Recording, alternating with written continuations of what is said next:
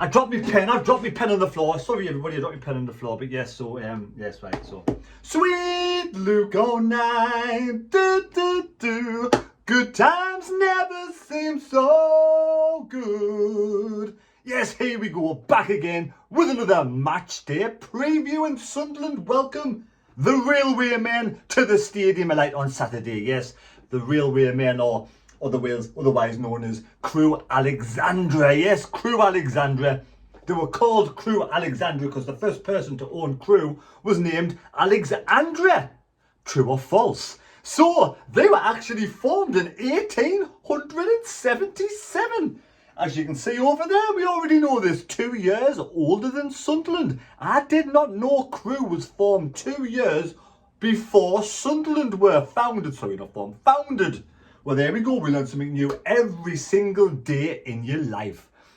And on Wednesday, the day after the match on Tuesday, I found out that one person got the correct score. Was Chris Partridge. Yes, Chris Partridge from the Partridge family got the correct score of 3-1 to Fleetwood Town. Not to Sunderland. Sunderland beat Fleetwood Town 3-1. Yes, he was the only person who got 10 points for the scoreboard. Nobody else, unless I've missed you, I've looked and I've hunted down, nobody else got 3-1 apart from Chris Partridge. Now, top of the leaderboard, on my leaderboard, Alexandra is not the person who's top of the leaderboard. It's Jonathan Mariner and Angelic Skin, 77 on 60 points, with Nathan Coolio on 50 points. Yes, Coolio. There's another singer called Coolio. Gangster's Paradise, that's it, Gangster's Paradise. And that's down in London, isn't it? Anyway, so we welcome Crewe Alexandra to the Stadium of Light on Saturday. Now, Crewe, the manager is David Arquette off screen. No, it's not. It's David Artell. It's not even David anyway. Is it David or is it Dalek? Dalek Artell. David Artell. Darren Artell. Let's have a quick look. It's David Artell. David Artell is the manager of Crewe Alexandra, and he's been the manager of Crewe Alexandra for a little while now. But Crewe are not in very good form, are they? But remember, another team that came to Sunderland not in very good form, who were bottom of the table at the time with a minus 40 odd goal difference. Doncaster. Remember Doncaster? Everyone thought would smash all over the park, and we got beat. So Crewe, we cannot take lightly, even though they are not very good and not playing very good football at this moment in time, and are predicted by this amazing thing called the data analysis. This data analysis experts out there, these experts out there are getting paid a lot of money. I don't know if they are, but I imagine they are, because they're called analysis. Data, not just analysis, the data analysis as well. So these data analysis experts have compiled a table together, which I could probably do and get probably better off than these people. They put Crewe bottom of the table. So at the end of this, out of all the data they put into this computer, this big box thing, computer, it's come out Crewe are going to get relegated at bottom of the table. I could have told them that without even doing any of this data analysis stuff. But they've predicted. This data analysis team has predicted Sunderland will finish in 6th place and make it to the playoffs. They've got a 48% chance of making it to the playoffs, but they've got a 51% chance of getting promoted. How does that work?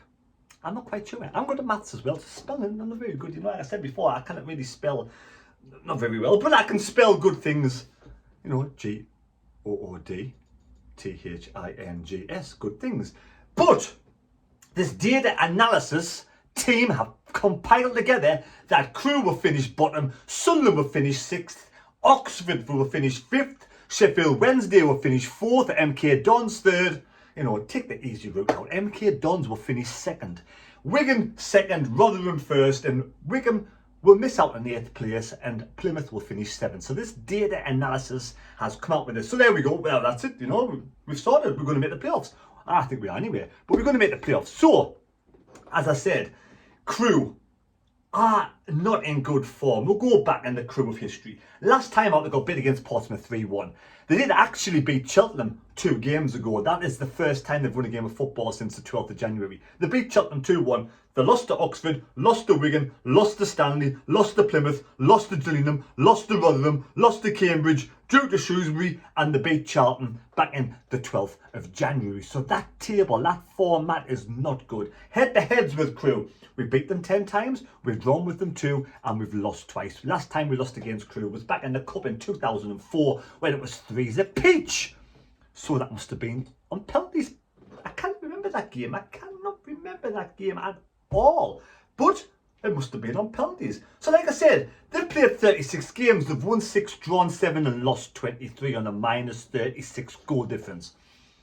So this is the team we're going to have to beat on Saturday. You know, it's going to be difficult because they're going to come up again, probably park the bus and think we'll get a point at Sunderland, catch them on the counter-attack. We are not a really good team for going out trying to break teams down unless we're under the cosh that against Fleetwood on during the week. Now, against Fleetwood during the week, that was possibly the worst 45 minutes I've seen in the first half. I don't care what anybody says. That was diabolical football. Now, I don't get it, right? We play good against Wigan, and then Alex Neil changes a winning side, right? I don't get that from Alex Neil, and I don't get something else either. Why would you risk starting Nathan Broadhead? Hamstring. Hamstring is probably one of the hardest injuries to recover from because it never actually fully recovers. It is always there. It is always niggling. It is always one sprint away from popping and going again. So why risk Nathan Broadhead for 70 minutes against Charlton? 70 minutes, I don't get it.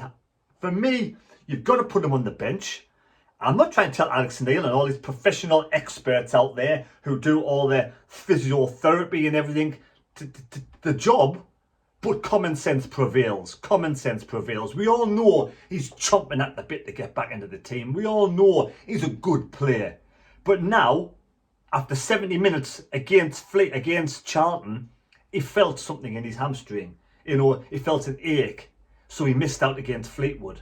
So why risk Nathan Broadhead? Why? Are we risking him because he's not our player? We'll put him in. We'll give him a game. We need to score goals. It didn't work, right? For me, that was the wrong decision. You needed to put him on the bench. You needed to bring him on for 20 minutes or something. Last 20 minutes, you ease him in gently. Now, it's different to Luke O'Nien with a shoulder injury. Shoulder injury is completely different to a hamstring injury. You're always running on your hamstrings. You don't always fall down on your shoulder. So, for me, that was a strange one last week, Nathan Broadhead. Alex Neil, breath of fresh air. After the game, his interviews, his post-match interviews, absolutely legendary. Already says it the way it is. If we're a turd, if we're fucking shite, he comes out and he says, we were absolutely fucking shite, right? None of this fucking trying to spin a turd and polish it into something gold. It doesn't work, right? It doesn't work. All this is what Lee Johnson got with me. I didn't like what Lee Johnson is, what you could play absolute garbage and he'd come out and he'd find some excuse or some reason, or he'd find some fantastic performance that we played. I want to see a manager come out and say it the way it is, simple as. I don't want any bullshit. We can tell bullshit a mile away. So we don't want any bullshit. And Alex Neil come out, he said, poor performance. The lads didn't do what I wanted them to do, didn't perform, whatever it was. Fleetwood matched us up man for man, so he changed it around. I thought it was a strange one, taking off Jamajli and putting Winchester, Wright and Sirkin as 3 centre-backs. We got away with it. But yeah, we did. Luke O'Nien changed the game. He came on, changed the game. Now Luke O'Nien's been biting at the bit, chopping at the bit, dying to get back. He trains, he runs his socks off. One thing I know about Luke O'Nien, he won't lack for fitness. I'm telling you now. He said Jordan Willis has been an inspiration, someone he can look up to as he's been recovering, because Jordan Willis is in the same boat, but Jordan Willis has obviously got a longer, harder injury to recover from. So Jordan Willis has helped Luke O'Nien loads, and he was over the moon with the goal. Jordan celebrated with Luke O'Nien apparently later on as well. So, good camaraderie there. And Luke O'Nien, 27 years of age, for me, is now time to make him captain of the team. That's just my opinion. I do think Luke O'Nien, for me, should be captain. I watched him on Tuesday come on the pitch. As soon as he walked up, he was straight into Defoe's face, and they were having a bit of a banter, a bit of laugh, And you can see straight away the pair of them clicked, they're going really well. Now for me, Luke 19 is a leader. He may not have the best quality in the world, but he has bags and spades and ample, passion, pride, the will, the want, the drive, the desire to do well. And that's half the battle. If you don't make it into football at his level without having some ability, you don't always have the other attributes. And that's what you need out of some of the players. You need the players to run for the team and give everything for the cause and wear your shirt with pride. Wear your shirt with pride and show the fans how much you cares. Luke 19, when he scored on Tuesday, buzzing. But when Clark scored, it was equally as buzzing. Straight into the goal, smashed the ball in the back of the net, giving it some of this. That's what you want to see. Rallies the team together, gets everybody going. For me, Bailey Wright is a good leader as well. But for me, Luke 19 at 27 years of age, that is now time for him to be captain. If not this season, definitely next. Hopefully he's recovered from his shoulder injury. Is he recovered enough to start for 90 minutes? I'm not here. I'm not in the change room. I don't know how he's come out of the game. If he comes out of the game, perfectly fine. For me, him and Matete in the middle, the engine room. We've gotten that before. We've had somebody like decent in the engine room, and then someone like a playmaker. Now we're going to have two absolute workhorses in the centre of that midfield, driving the team forward. And like Neil said, people want runners in the middle. Luke 19's a runner, like we saw against Fleetwood during the week. Now, for me, I'd bring back Jamajli as one of the centre-backs. So I'd go 3 centre-backs. Winchester, Wright, Jamajli. Just my opinion, right? There's the 3 centre-backs. Then you got your wing-backs. Gooch is no good as a right-back, no good as a left-back, but as a wing-back, it's probably one of his better positions. So for me, Gooch, he hasn't got the technical ability. He hasn't got the brain capacity to put his skills into action, because he keeps the ball too long. We all know he keeps the ball too long. He kind of, for whatever reason, he can't decide to do something. He's always got to do another touch. But when it works, when it comes off, on his day, he's good. We've got Certain as a left wing back. Then up front, now you could go 4-4-2 against Crewe. You could say, right, we're going to beat Crewe 4-4-2. Take them for granted, and they might get a goal. So for me, you've got to keep that clean sheet. We'll score against Crewe. I'll mark my words, we will score against Crewe. But we've got to keep a clean sheet. Embleton, Clark and Stewart, for me, the formation up there. Clark did okay. Scored a goal, fantastic goal, no doubt about it. Roberts, for me, still a bit of the pace. So that's what I would do. You could change it to 4-4-2 and put D4 in there if you wanted to. But personally, that's the team I would have played. If Broadhead was fit, and on 100% fit, you could have had Broadhead in there somewhere, and you could have maybe gone 5-3-2. But Broadhead is not fit, and there's no way of risking Broadhead. Now, who is the player of the season this season? Who do you think? Who is your player of the season this season? I've been thinking about it a couple of days, and I don't know why I did that, because it took us like 10 seconds to realise who it was. For me, player of the season has to be Stewart. He's given everything every game. He doesn't get the ammunition, the assists that he needs, that he drives for, and he's still work in progress, better next season. But out of all the consistent players to our team, for me, he's been the most consistent of the whole of the season. So for me, at this moment in time, he gets player of the season. So if you've enjoyed the video, like I said before, please subscribe to the channel. It's you, the viewers, who make the videos, not me. I'm just this daft lad here. You are the ones that, please subscribe to the channel. I appreciate everybody who subscribes and everybody who gives us thumbs up.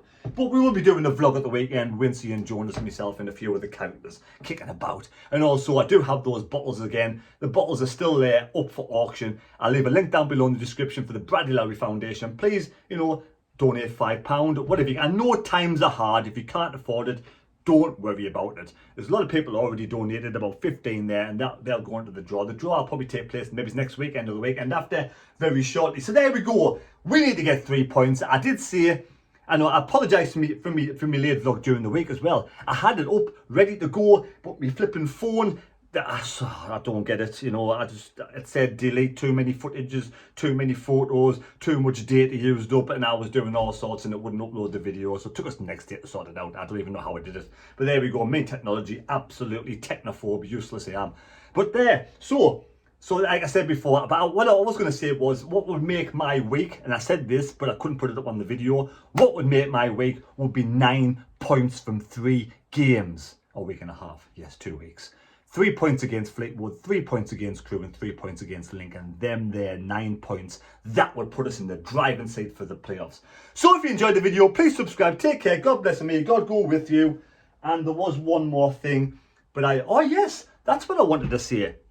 Now people are going on about Sartori's wife and Louis Dreyfus's mother being Russians. Let's delve in a little bit and let's have a look at these two women. You know, because of Roman Abramovich is Chelsea. He's got the sanctions on him now. Chelsea can't sell tickets. That's a big hoo-ha that's going on. Now, if we go into Margarita Louis Dreyfus. Margarita Louis Dreyfus, born in Russia in 1962, but she's a Swiss billionaire businesswoman. Swiss billionaire businesswoman. She met Robert Dreyfus back in I forget what it was now. She says to me about, person like that goes, 1988. And she moved to Switzerland. So she hasn't got any, she got 5 points, is it net worth in 2016, 9.5 billion. She doesn't have any ties to fucking Putin, the horrible bastard. And then also you have the wife of Sartori. Now she's called Katerina Robolova. Now she is, she was born in the Soviet Union. She's a businesswoman, but she was a Christian and socialite. She's the daughter of Russian Russian entrepreneur Dmitry, a competitor in equestrian competitions around the world. She also owns several businesses, and I think her father owns Monaco, doesn't he? Yeah, he's the owner of Monaco. So I think them two women don't have any ties at all to Putin, but at the end of the day, what do I know? I thought I'd drop something there. Right, again, there you go. This is me waffling on now. We'll see you on Saturday. I'll be doing my live stream. No, it won't be. I'll be doing me vlog. And take care. God bless me. God go with you. And leave your score predictions down below for Sunderland versus Crewe. Me head's in the shed. Leave your score predictions down below for Sunderland versus Crewe. I'm going to go for a score prediction. I cannot leave without saying that.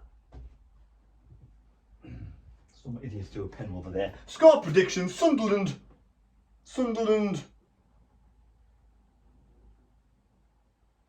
Oh, 4-0. There we go, 4-0. I think that was the score. It wasn't a 4-0. So we go 4-0. So there we go. Thanks for watching the video. Take care and we'll see you later. Oh, it's been a long day.